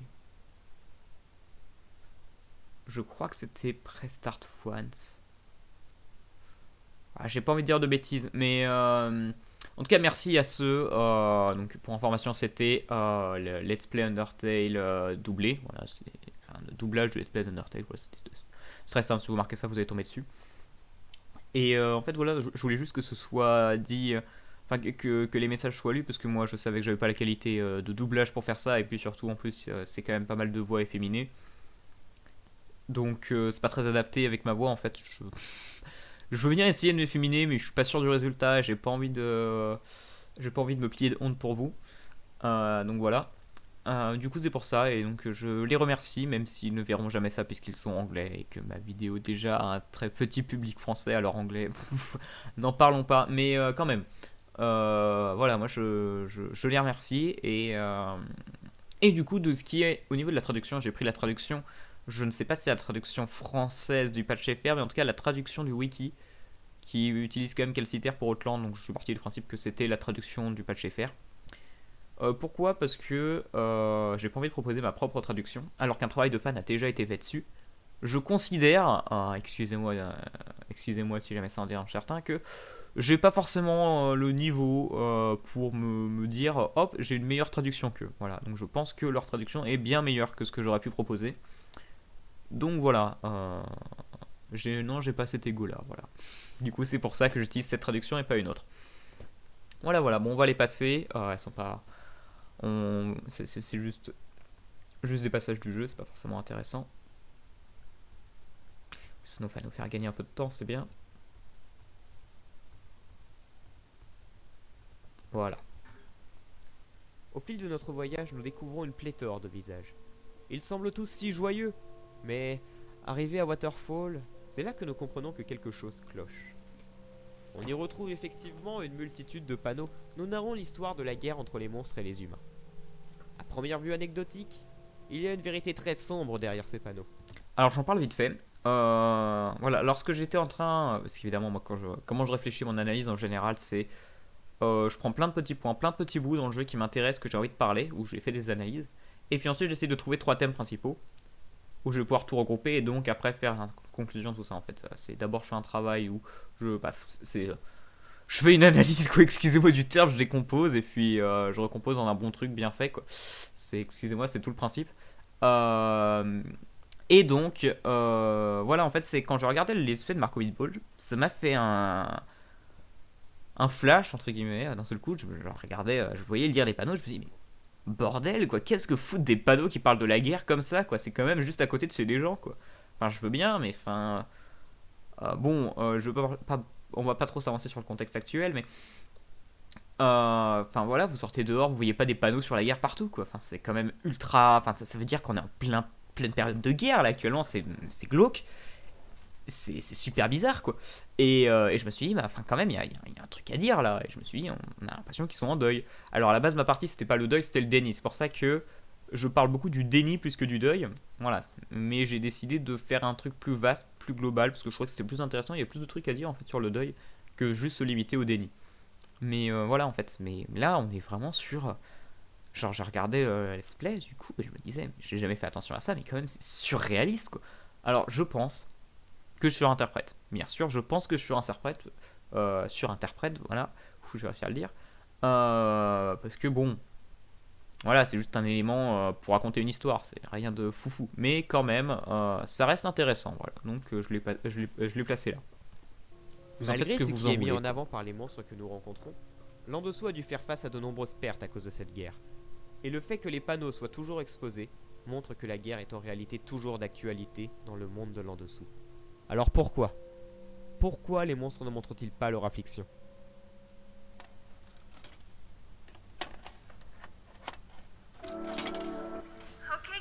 Pour pouvoir passer. Ah, je fais quand même petite mention. Là, cette fois, hop, je vais pouvoir retrouver normalement.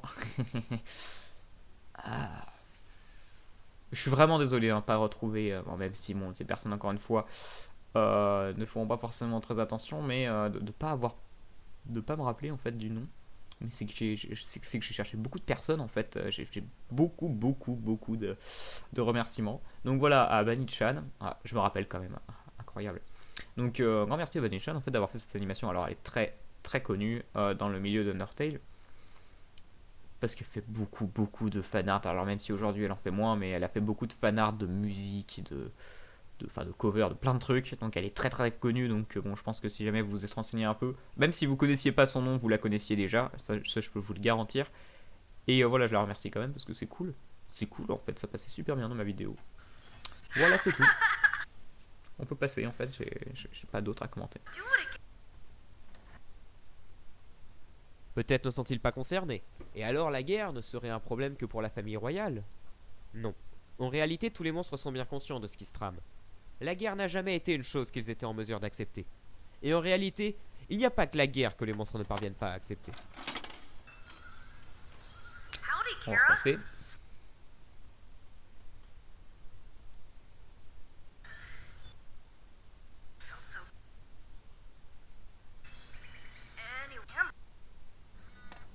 En continuant dans son aventure, le joueur finit par atteindre Asgore, le roi des monstres, la puissance absolue. Un combat épique est sur le point de débuter, mais quelque chose cloche.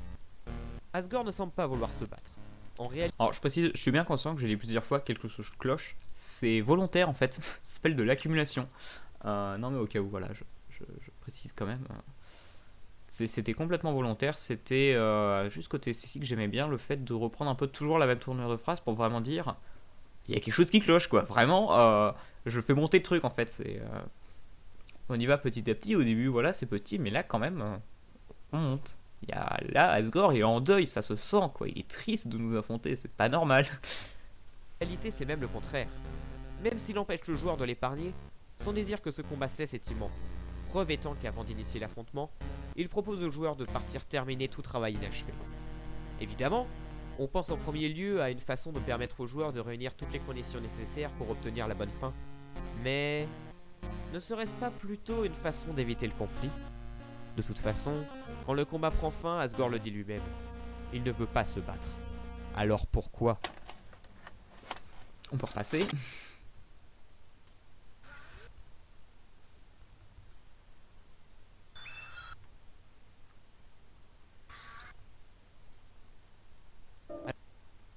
Quand enfin le joueur parvient à accomplir l'inimaginable et devient ami de tous les monstres, alors que tout semble enfin s'apaiser, une nouvelle vient tout effondrer. Alphys est allé se repentir dans son vrai laboratoire qu'elle avait caché de tous. Alors pour moi, ce En passage-là, lisant une... tout ce qui va être lié au True Lab, etc., c'est vraiment le seul moment où on peut dire à 100%, c'est sûr, oui, ça traite du deuil. Ça, c'est une évidence. Là, très clairement, on est sur un deuil. Ça, c'est voilà. Le reste, c'est de l'interprétation. Je pense qu'il y a quand même pas mal de moments qui parlent du deuil dans Undertale, malgré tout. Mais là, c'est vraiment le moment où on en est sûr. Là, il n'y a pas de débat. C'est évident. Note qu'elle a rédigée à la personne qui essaierait de la retrouver. On comprend que Alphys souffre d'une telle culpabilité que si nous ne faisons rien pour elle, elle risque fort probablement d'y passer. C'est alors que débute notre aventure dans l'endroit le plus effrayant du jeu, le vrai laboratoire. Et tout ce qu'on peut en dire, c'est qu'il semble retirer le voile sur un grand nombre d'éléments de l'en dessous, et que la vérité est bien plus sombre que ne le laissaient paraître les monstres. On va pouvoir passer, hein.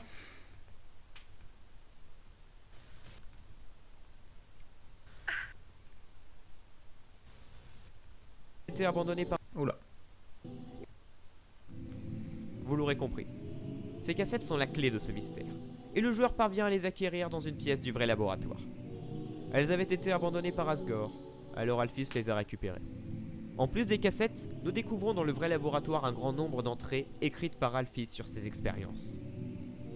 En les remettant dans l'ordre, on comprend que Alphys a essayé de doter les monstres de détermination, mais que cela s'est soldé en une abomination. Les monstres ont fusionné entre eux, en mêlant leur âme et mémoire. Une seule expérience sur la détermination aura finalement réussi, et c'est celle qui aura amené à la création de Flow. Alphys s'est murée dans le silence, c'est pourquoi personne n'a pu l'aider, et la pression qu'elle a endurée à cause des vies qu'elle a détruites l'a poussée dans ses derniers retranchements. Mais Alphys était scientifique royal, et les expériences qu'elle a menées sur la détermination étaient comme telles car Asgore le lui avait demandé. Alors on va rentrer un peu dans la théorie, car cette partie du jeu est volontairement très obscure pour laisser aux joueurs la possibilité de s'en faire leur propre avis. C'est dit dans les cassettes. Azriel est né plusieurs années après la guerre. Il s'est lié d'amitié avec Kara, une humaine qui est tombée dans l'en-dessous. Je fais une petite précision, là, j'explique pas encore tout ça maintenant parce que je vais en reparler de tout ça et ce sera beaucoup plus propice à ce moment-là. Et je fais la parenthèse dès maintenant, le genre de Kara n'a jamais été défini et il n'existe pas de pronom adéquat. Je partirai donc du principe qu'il s'agit d'une fille, car c'est comme ça que je l'ai interprété lorsque j'ai joué au jeu. Moi j'ai rien à rajouter. Alors que tout allait pour le mieux et que Kara avait été adoptée par la famille de Azriel, les Tribur, Kara commençait petit à petit à entretenir une haine viscérale envers l'humanité.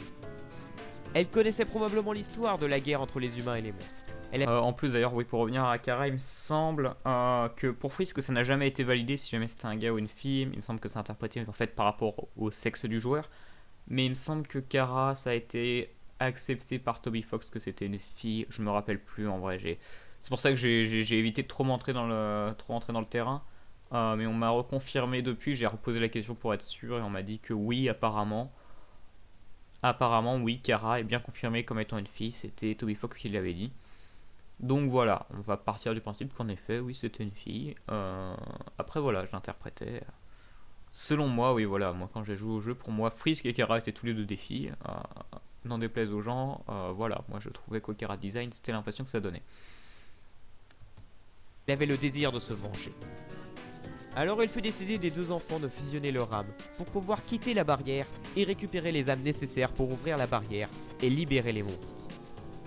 En effet, il faut la puissance d'au moins 7 âmes humaines pour ouvrir la barrière, mais seule une âme humaine mêlée à une âme de monstre suffit pour s'en extirper. Alors là, tout ce que je dis, c'est de l'explicite. C'est dit dans le jeu, c'est plein de moments différents dans le jeu. Là, tout ce que j'ai fait, c'est juste tout regrouper pour bien synthétiser ce passage, histoire que ce soit plus clair. Mais là, j'ai rien à expliquer parce que tout est vrai, en fait. C'est dit dans le jeu, il n'y a pas de théorie, il n'y a rien. Tout est explicite là-dessus. Alors Kara s'empoisonna. Et Azriel, comme il était prévu, récupéra son âme. Mais comme on l'apprend grâce au monstre de l'en dessous juste avant le combat contre Asgore, Azriel n'a pas réussi à affronter les humains. Et probablement car il n'en avait pas la force, n'a opposé aucune résistance, et s'est simplement retrouvé abattu par les humains, alors qu'il faisait les funérailles de Kara, au milieu d'un village aux environs du mont Ebot. Je fais encore une petite pub, encore une fois, merci à Vanitchan. Et de ce qui est au niveau des SFX, là c'est moi qui me félicite. Voilà, c'est moi qui ai rajouté tous les bruitages par-dessus. J'ai utilisé principalement des bruitages de Undertale et 2-3 bruitages, mais ça, je pense que si jamais vous connaissez, bon bah voilà, vous aurez remarqué des bruitages d'Omori. Je m'en suis servi et là, mais aussi pour l'apparition des cœurs, etc. Parce que j'aime beaucoup Omori. Du coup, voilà, j'ai mêlé les deux. Et puis ensuite, des bruitages gratuits sur internet, libre de droit. Là, je pourrais pas vous donner les sources, hein, je vais pas vous mentir, j'en utilisais beaucoup. Je trouve vraiment l'animation super belle.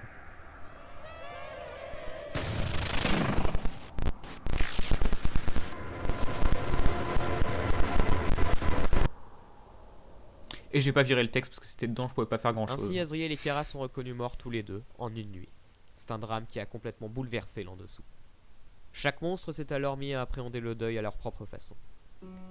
Toriel, plutôt que d'accepter ce qu'il s'était passé, a préféré se retirer de Asgore, qui était aveuglé par son désir de vengeance. Et, dans l'aspiration de revivre cette partie de sa vie, décida d'adopter tous les humains qui tombaient dans l'en dessous. Ainsi, elle se plut à vivre dans le passé. Papyrus, lui, s'est voilé la face. Il préfère rire et voir l'instant présent plutôt. C'est de l'interprétation, encore une fois. En plus, là, ce passage est un peu compliqué puisque les squelettes sont censés être arrivés après, mais après quoi, après quand, on ne sait pas trop. Voilà, je suis parti du principe que oui, il était touché par le deuil, on ne sait pas vraiment, c'est une interprétation, mais je trouvais ça intéressant l'idée que Papyrus soit dans le déni, en fait, littéralement. Voilà, il se voile la face, il veut pas accepter que ce soit arrivé, et donc il fait comme si rien ne s'était passé. Que de sombrer dans les abysses du passé. Alphys se retrouvait à accumuler les mauvaises choses, Bon, ça, la on faisant le sait, tomber hein. dans une descente sans fin dans les abîmes de l'esprit. Elle se déteste, n'a aucune confiance en elle et est persuadée d'être une énergumène. Undyne, voyant tous ses amis sombrer, dont Asgore, son plus grand modèle qu'elle considérait presque comme son père, a développé une haine viscérale envers l'humanité, qu'elle considère comme responsable de tout ce malheur. C'est pourquoi elle n'éprouve aucune empathie envers le joueur lorsqu'elle le rencontre la première fois. Asgore, même si ce n'est pas dit clairement, s'est penché du côté de la science pour essayer de ressusciter Azriel et Kara. Selon moi, il aurait demandé à Gaster de travailler sur les âmes humaines. C'est pourquoi on retrouve des éléments dans le laboratoire de Alphys suggérant des expériences sur des âmes humaines. Lors d'une de ces expériences, Gaster aurait libéré le pouvoir de la détermination sur lui, et cela aurait eu l'effet inverse que celui advenu aux amalgamis. Là, il faut que je revienne dessus. Ça, alors je me suis pas beaucoup renseigné, donc peut-être que ça a déjà été proposé, mais là c'est beaucoup de théories qui viennent intégralement de moi. C'est marrant. C'est presque que pour ça que j'ai fait le commentaire, j'exagère un peu, mais voilà. Voilà, en fait ma théorie c'était juste que Gaster a été embauché pour... embauché, c'est pas le terme, mais voilà. Pour travailler sur les âmes humaines dans l'objectif de ressusciter Kara. En fait, ma théorie, elle se fonde sur pas mal d'arguments que je vais vous dire, parce qu'en fait, j'avais pas le temps de les donner dans mon analyse, c'était pas le but. Donc là, vous l'avez, c'est bon, l'explication de ma théorie. En fait, le fait que Gaster soit divisé en plusieurs morceaux, alors ça c'est dit par les Gaster followers, alors peut-être qu'ils disent n'importe quoi, mais on peut pas se mentir que si jamais les seules personnes qui parlent de Gaster disent n'importe quoi, on est bien mal barré, quoi. Donc voilà, on va partir du principe que en effet les Gaster followers disent la vérité et qu'ils ne sont pas fous, parce que sinon c'est compliqué. Et donc si en effet c'est le cas, oui, le fait que Gaster soit divisé en plusieurs parties, moi ça me fait penser directement aux Amalgamates qui sont l'inverse total, et ils sont rassemblés ensemble en une seule partie. Et en fait ce que je veux expliquer c'est, alors j'avais pris le parallèle... quand j'avais expliqué à d'autres personnes pour faire tester ma théorie, j'avais pris le parallèle avec la fission et fusion nucléaire. C'est un peu le même délire en soi, mais avec de la magie. C'est l'idée en fait que, voilà, avec Alphys a créé les amalgamates. Comment il a fait ça en fait? C'est il a mis de la détermination. Donc il a fait dépeindre de la détermination en fait sur une âme de monstre. Ce qui a eu pour effet en fait de les rassembler ensemble. L'inverse, c'est que Gaster, lui, il a essayé d'augmenter le pouvoir de la détermination, ce qui a créé un surplus d'énergie. Probablement, bien sûr. Après, là, vous en faites ce que vous voulez. Si jamais des gens veulent reprendre ma théorie et l'évoluer, franchement, mais foncez, et ce serait... moi, je suis ravi de la voir. C'est toujours rigolo de les voir évoluer. Mais voilà, en fait, il aurait donc fait ces petites expériences. Sauf que ça aurait mal tourné, l'âme aurait dégagé un flux de puissance, un flux d'énergie, et ça l'aurait divisé en plusieurs parties, plusieurs morceaux à travers le monde. Ensuite, il y a toute l'idée qui sont là que de temps en temps, etc. Moi, en fait, ce que j'ai expliqué, alors, Je casse beaucoup toutes les théories sur Gaster, hein, et c'est pas dans la volonté de les casser. Et en plus, il y en a beaucoup que je trouve très crédibles, et c'est pour ça que je pense que ma théorie n'est pas forcément très crédible, mais c'était surtout pour mon analyse en fait que je l'ai placé comme ça. Mais en fait, oui, c'est l'idée en fait que juste si jamais ils sont pas là tout le temps, c'est parce que ils se planquent. C'est pas des choses qu'ils assument en fait. Enfin, Gaster en lui-même, du coup, n'assume pas ce qui s'est passé. C'est du deuil, on n'a pas envie de le montrer en fait. Et pareil, les gens veulent oublier ce qui s'est passé. C'est un événement traumatisant quand même. Il y a quelqu'un qui s'est suicidé pour essayer de ressusciter quelqu'un. C'est un gros échec quand même de la science. Voilà, donc c'est ça ma théorie. Et donc du coup, je reviens par rapport à Alphys, comme ça je pourrais passer directement. L'idée d'Alphys, c'est que du coup, lui, Alphys, vu que les âmes humaines ça a mal tourné, Asgore lui a dit d'accord, tu n'essayes que de ressusciter Azrael. Enfin, il lui a pas dit directement. En fait, il lui a dit tu fais des expériences, machin. C'est ce que j'explique en gros, c'est tu fais des expériences pour ouvrir la barrière. Mais le vrai plan d'Asgore, en fait, c'était de ressusciter son fils. Et ce qui me fait pointer vers cet événement, c'est l'idée que Alphys fait des expériences qui permettent de ressusciter des monstres. Donc, alors, théoriquement, c'est de leur donner la détermination pour qu'ils puissent ouvrir la barrière. Parce que s'ils ont tous de la détermination, on peut ouvrir la barrière.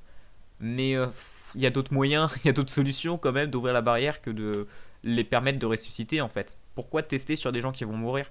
Enfin, y a tout un truc qu'on peut se poser comme question. Pourquoi les expériences ont été faites comme ça? Enfin, c'est super bizarre quand même.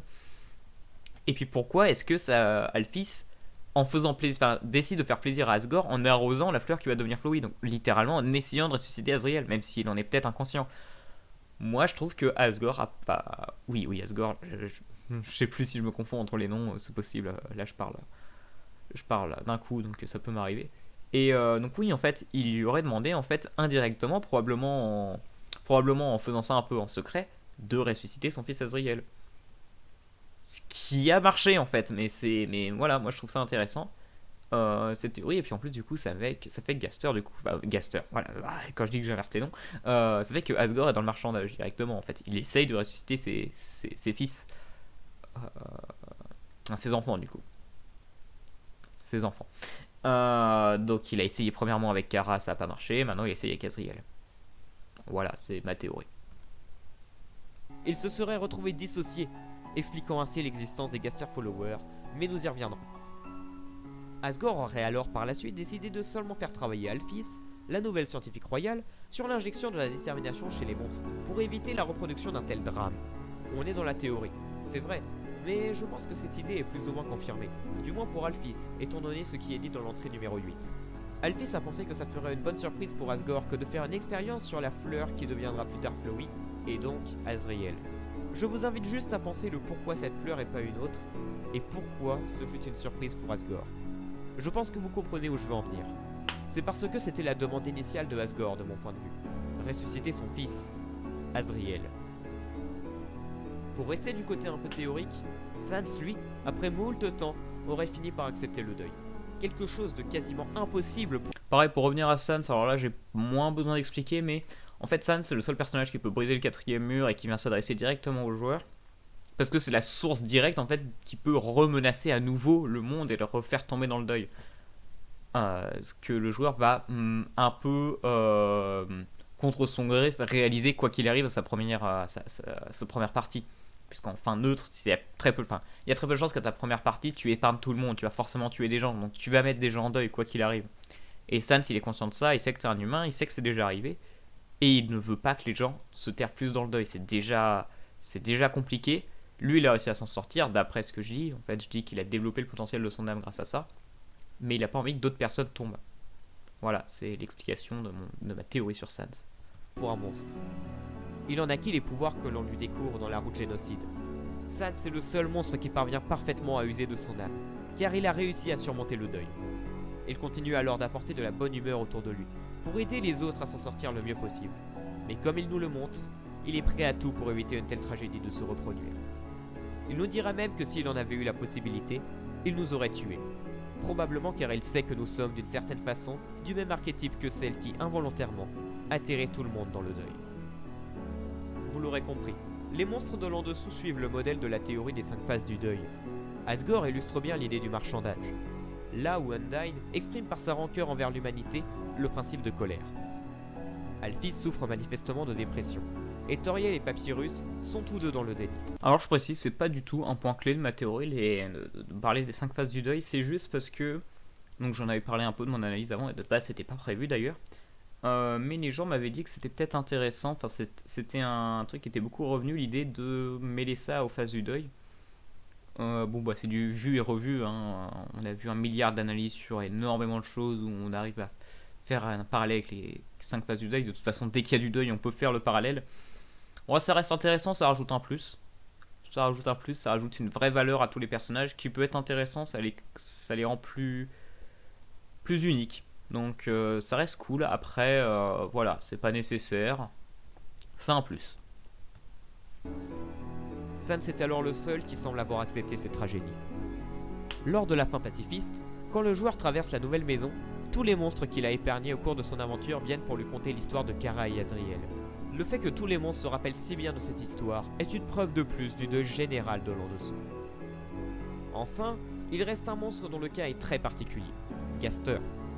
Déjà, Alors là j'ai pris j'ai pris Gaster quand il marche dans les stages juste parce que alors pour ceux qui ne sont pas au courant, voilà, on a un grand délire autour de Gaster qui marche dans la NAG.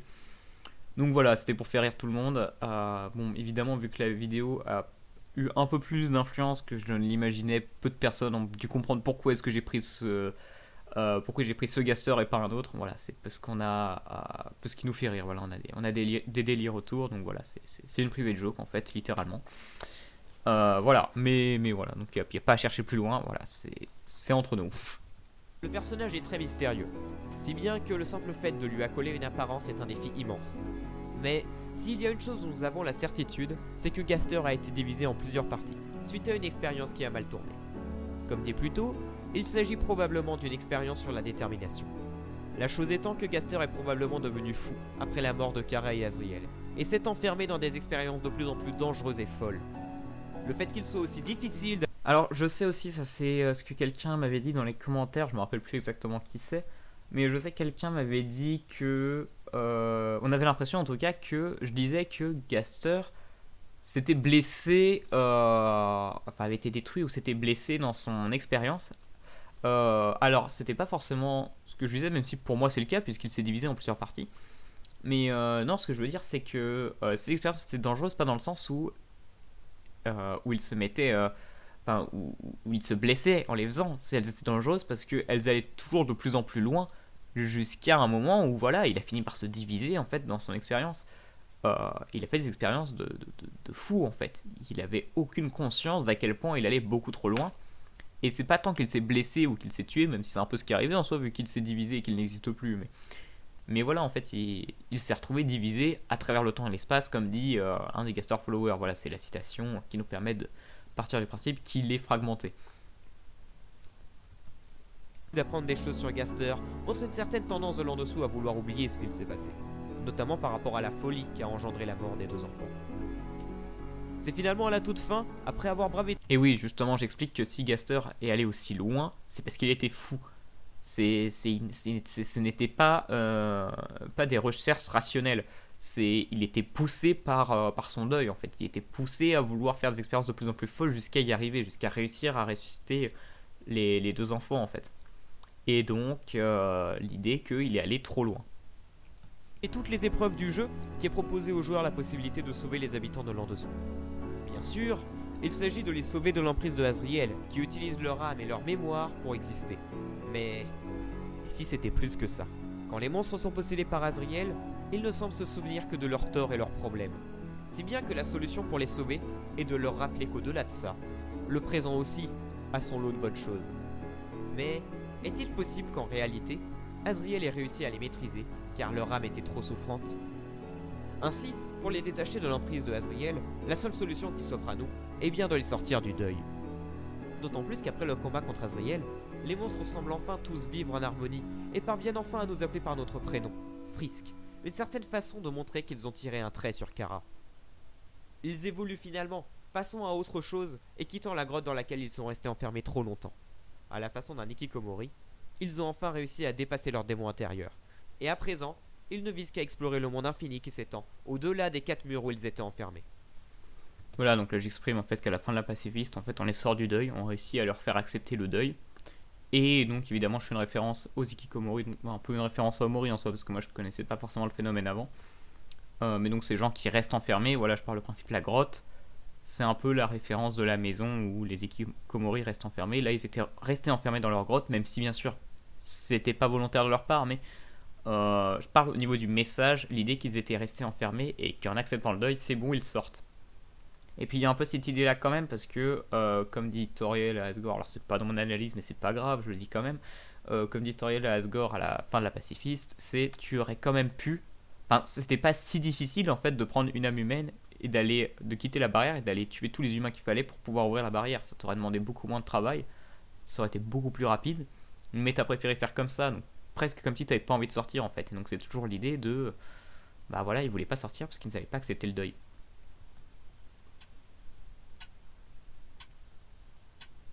Ah, dernière partie, bientôt finie. La dernière partie était un peu compliquée. Parlons de choses un peu moins anxieuses. La nostalgie de Undertale, c'est quelque chose dont vous n'avez pas pu passer à côté. Tout le jeu est infusé du désir profond de Toby Fox de nous faire revivre à travers son propre travail les mêmes émotions qu'il a ressenties dans les jeux de son enfance. Tout démarre d'ici. Toby Fox est un fan incontesté du travail de Shigesato Itoi sur la série Mother.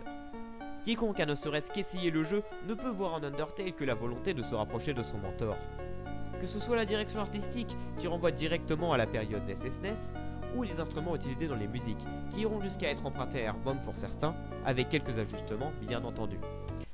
Il n'y a pas d'ajustement, voilà, j'ai vérifié, alors peut-être 2-3 filtres, mais vraiment c'est les mêmes instruments. Voilà, j'ai vérifié juste après mon analyse, c'est les mêmes instruments.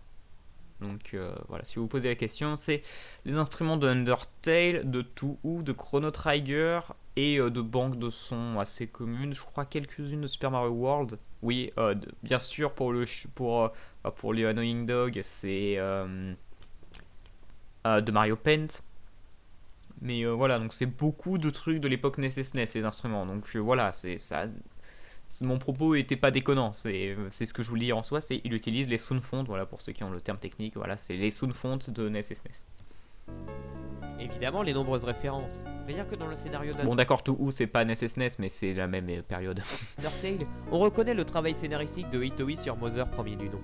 On y voit vraiment une volonté de Toby Fox de nous faire revivre ces années si chères à ses yeux. Ensuite, pour rester dans la portée artistique de la nostalgie, j'aimerais juste 2 secondes vous faire écouter une musique. Que vous ayez joué ou non au jeu, sincèrement, écoutez. Évidemment c'est une référence à Marco Meatball alors je n'entre pas dans les détails parce que c'est pas à moi d'en parler, hein. Si jamais vous voulez avoir les informations de pourquoi est-ce qu'il a été autant ému, vous allez voir directement dans sa vidéo. Mais qui a été énormément ému par cette vidéo en fait, tout simplement qu'il s'était mis à pleurer, hein. C'était le principe.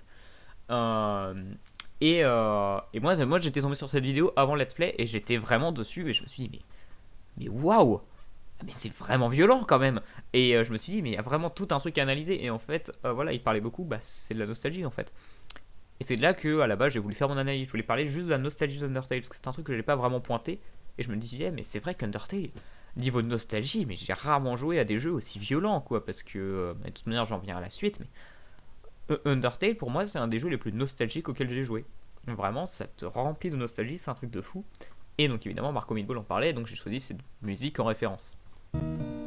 Puis aussi parce que Undertale de Undertale, bon bah je pense qu'on est parfait là.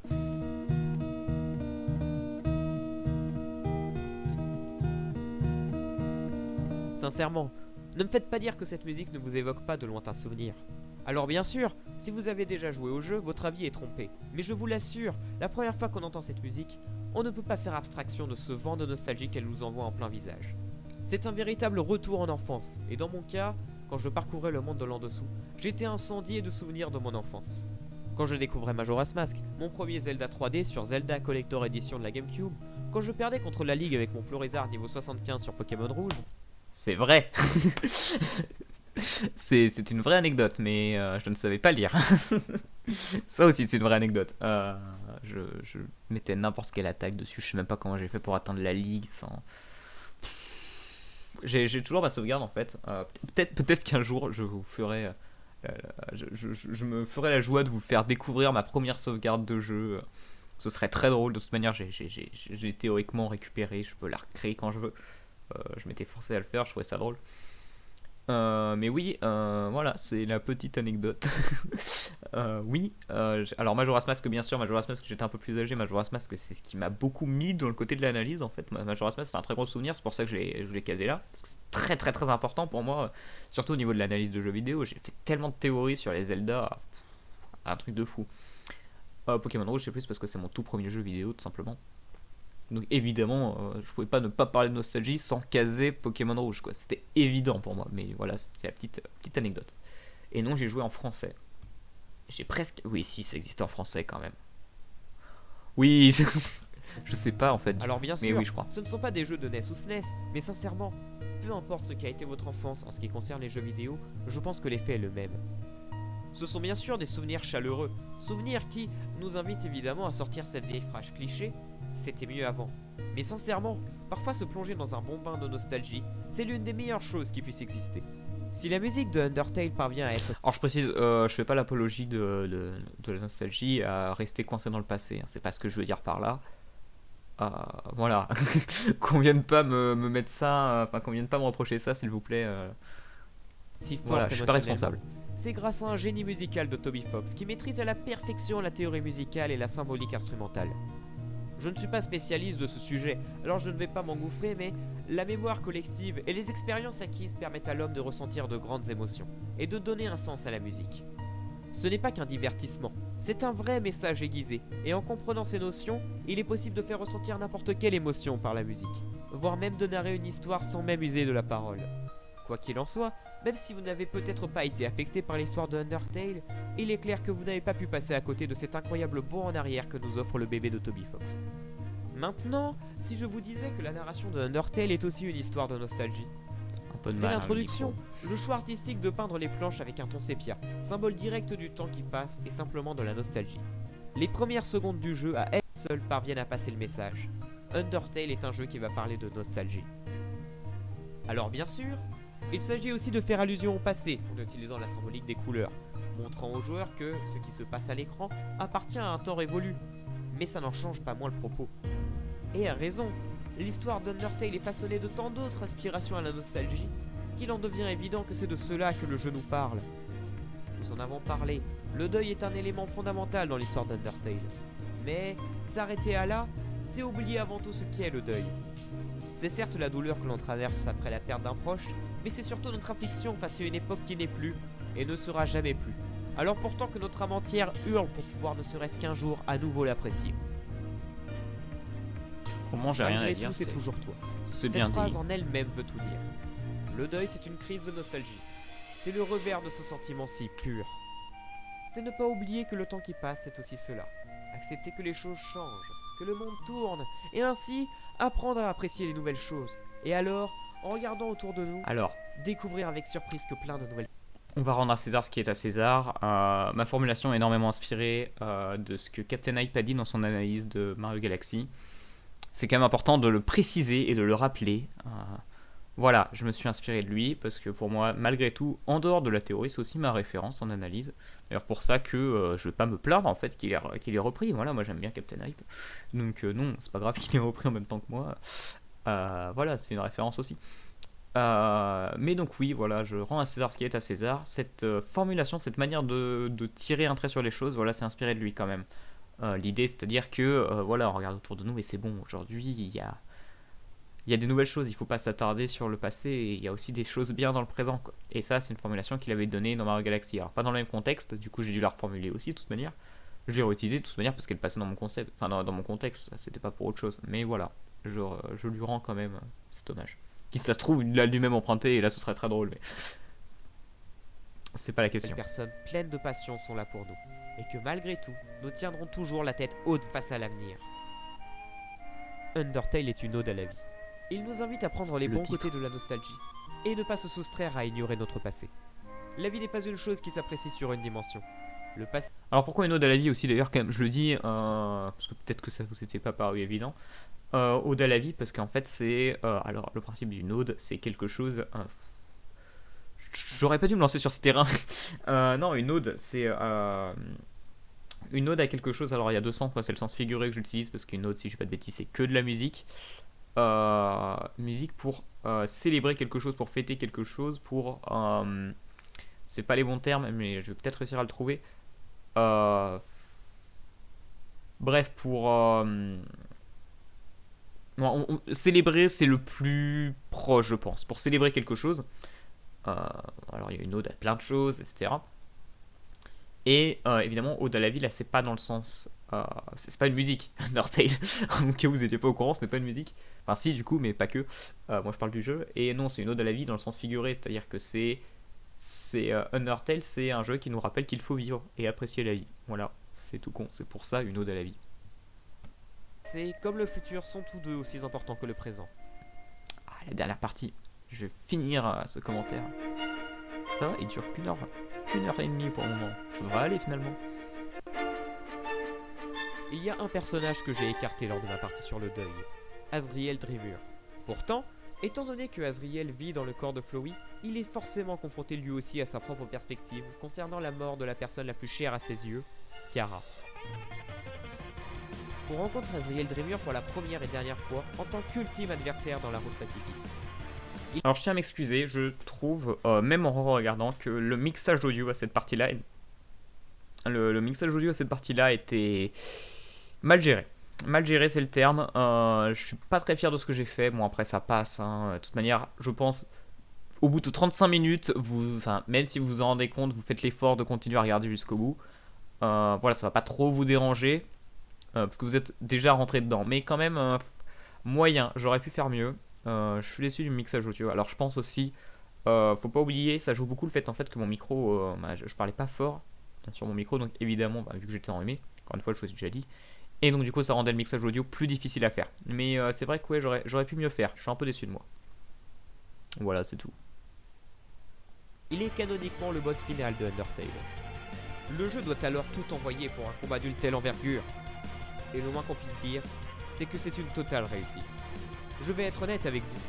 Si Undertale est si haut dans mon estime, c'est presque essentiellement pour son combat final. Tout y est.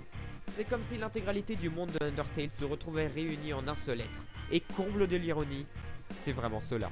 Et oui, La puissance de ce combat est phénoménale. Le destin du monde de l'en-dessous est entre nos mains, et le fait de se retrouver contre toute attente face à Asriel, le fils du roi, que tout le monde avait tant pleuré lors de sa mort, aucun duel ne peut plus nous concerner que celui-ci. La musique oscillant entre gros... je fais une petite pause. Oh, très très très bonne pause. Je fais une petite pause aussi pour revenir là-dessus. Oui, c'est pas une blague. Moi, si Undertale est si haut dans mon estime, c'est pour ce combat. Parce qu'on me parle d'Undertale, je pense à ce combat. Moi, ce combat, il m'a marqué. Je l'ai trouvé incroyable. Je sais pas pourquoi. Enfin, même aujourd'hui, même après avoir fait l'analyse, j'arrive pas à dire pourquoi ce combat est aussi incroyable à mes yeux. Je pense que c'est le complet. Il y a tellement de choses dans ce combat. Et la musique est dingue. Tout est dingue dans ce combat. Tout est incroyable. Ça fait de l'effet, ça fait vraiment de l'effet. Même justement Marco Mingol qui avait joué, lui aussi, le combat lui a fait énormément d'effet. Il est très violent dans le bon sens au niveau des émotions. C'est vraiment incroyable ce combat. Donc évidemment, bah voilà, moi ça m'a fou. Je l'ai bien senti le combat. Et donc, tu me parles d'Undertale, moi je pense à ce combat. Je reviens un peu en arrière du coup, pour la transition. de sa mort, aucun duel ne peut plus nous concerner que celui-ci. La musique oscillant entre grosses guitares électriques et Célesta accompagnée de xylophones nous montre bien l'enjeu auquel on fait face. Certes, Asriel est l'antagoniste qui a détruit l'univers de l'en-dessous, mais à la fois, on le sait, ce n'est qu'un enfant qui n'arrive simplement pas à accepter la mort de sa meilleure amie. Ce qui est parfaitement retranscrit par le Célesta et le xylophone. Des instruments purs, évoquent... Je fais une petite pause sur le Célesta. Le Célesta, c'est un piano qui tape sur des lames de métal. Je ne connaissais pas avant. Alors, la blague quand même, c'est que pour trouver le nom des instruments, parce que je ne connaissais pas, ça se trouve je me trompe d'ailleurs, hein, c'est possible, je ne connais pas un instrument, mais j'ai fait mes recherches. Et en fait, pour tomber sur le Célesta, j'ai marqué instrument céleste.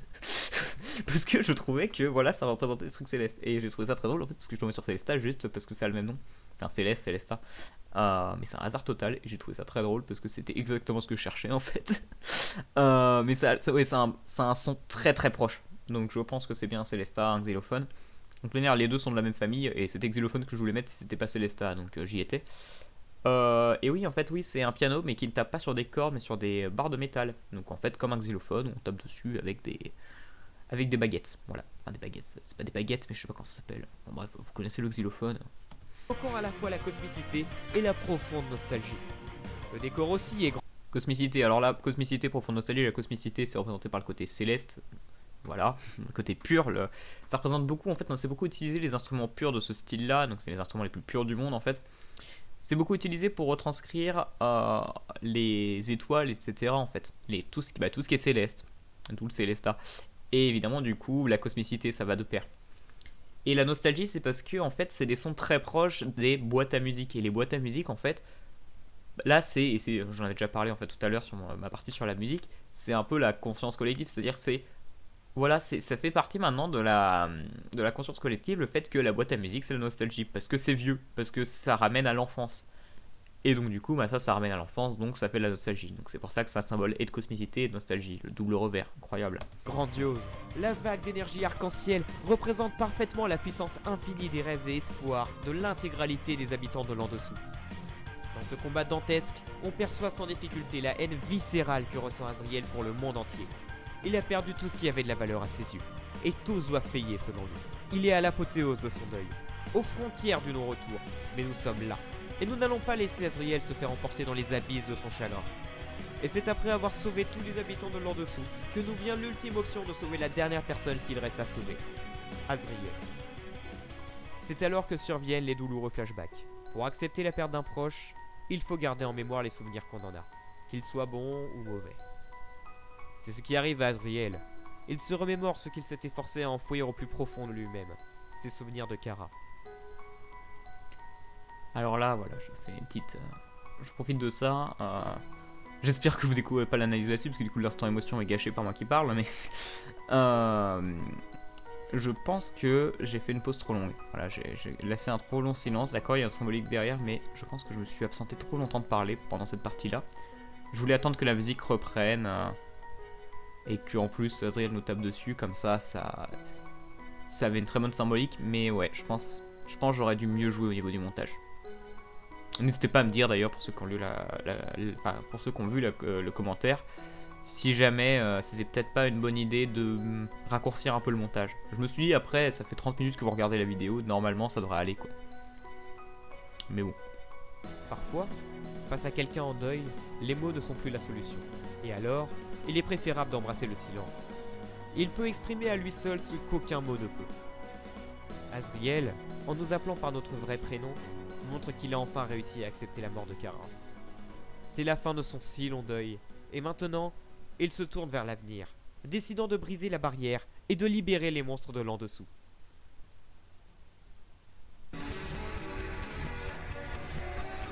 Donc évidemment, quand vous n'était pas clair, ce que je sous-entends depuis le début, c'est que Azriel est le personnage qui est le plus en deuil dans Undertale, puisqu'il a perdu plus que tout le monde. Lui, il a perdu son meilleur ami, enfin sa meilleure amie. Enfin bref, voilà. C'est génial. Je change de genre, tout va bien. Mais oui, voilà, donc évidemment le plus en deuil. Donc évidemment c'est le plus intéressant à parler pour la fin de la nostalgie. Et un bel épilogue. Ah là là, par-delà le temps continue à être. Undertale est un jeu absolument fantastique, qui aura réussi, en seulement une douzaine d'heures, à nous faire ressentir plus que tant d'autres. Mais toute chose a une fin. Il nous faut savoir tirer un trait sur chaque chose, et ainsi réussir à s'imprégner de cette expérience pour parfaire ce que nous sommes. N'oublions jamais que nous sommes le meilleur de nous-mêmes lorsque nous cherchons simplement à être ce que nous sommes au fond de nous, et que c'est en écoutant nos valeurs que nous irons de l'avant, et non par des raisonnements pragmatiques. Mais surtout, plus que tout ça, n'oublions jamais que, même si toute chose a une fin, nos souvenirs, eux, sont éternels, et qu'il faut continuer à être pour préserver ces mémoires d'un temps révolu. Par-delà les flots du temps, par-delà les rêves et espoirs, continuons à être, et n'oublions jamais que notre existence est notre plus grand bien.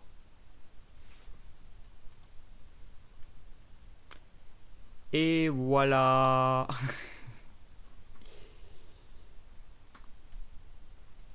Bon, et bah du coup sur ce, moi, je fais mon analyse. Hop, je vais vous mettre un plan un peu plus agréable.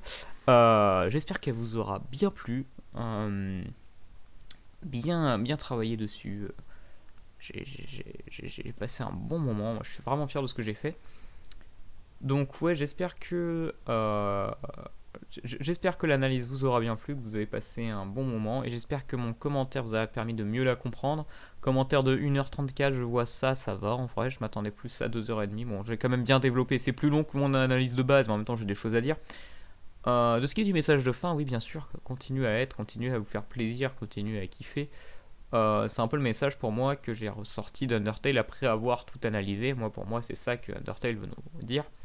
Ensuite, de ceux qui m'ont sorti, il y a une musique de Deltarune à la fin, c'est un teaser de l'analyse de Deltarune. Et bah écoutez, pourquoi pas, hein, moi je dis pas non, mais quand Deltarune sera fini, donc vous pouvez attendre encore 10 ans. Je plaisante en vrai, on sait pas quand Deltarune sortira, quand elle sera finie, mais oui, peut-être en vrai, si le Deltarune est fini, voilà, peut-être que je te ferai l'analyse. Pourquoi pas, voilà. Bah écoutez, on se dit à la prochaine pour une future analyse et pour de futures vidéos et pour plein d'autres choses, hein. Il y a des nouvelles vidéos qui arrivent, il y a plein de nouvelles choses qui arrivent. En tout cas, je suis vraiment heureux d'avoir pu vous proposer d'avoir pu vous proposer ça. Moi, j'ai adoré faire cette analyse. J'ai adoré aussi faire ce commentaire, pouvoir vous parler un peu plus directement de ce que j'ai fait. C'était vraiment une très bonne aventure. Maintenant, voilà, comme je dis si bien, il faut savoir passer à autre chose. Donc on se revoit la prochaine fois, bon, toujours quand même pour le Let's Play Undertale. Mais voilà, l'analyse c'est fini. Et là, cette fois, c'est fini définitivement. À la prochaine, portez-vous bien. Et puis surtout, encore une fois, continuez à être